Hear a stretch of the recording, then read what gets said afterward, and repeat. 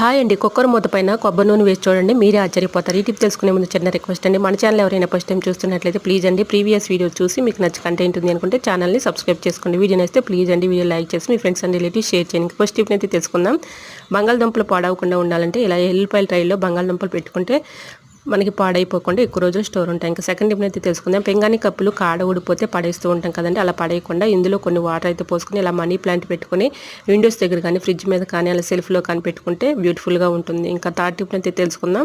Nail పాలిష్లు ఇలా మూతలు ఒక్కోసారి టైట్గా ఉండి చాలా ఇబ్బంది పెట్టేస్తూ ఉంటాయి కదండి, రావకుండా ఉంటాయి. అలాంటి వాటికి ఇలా కొంచెం వ్యాధిని అప్లై చేసి మూత పెట్టుకుంటే మనకి లూజ్గా ఉంటుంది, చక్కగా సింపుల్గా ఈజీగా వచ్చేస్తుంది. సో యూజ్ అవుతుంది అనుకుంటే ట్రై చేయండి. ఇంకా ఫోర్త్ టిప్ని తెలుసుకుందాం.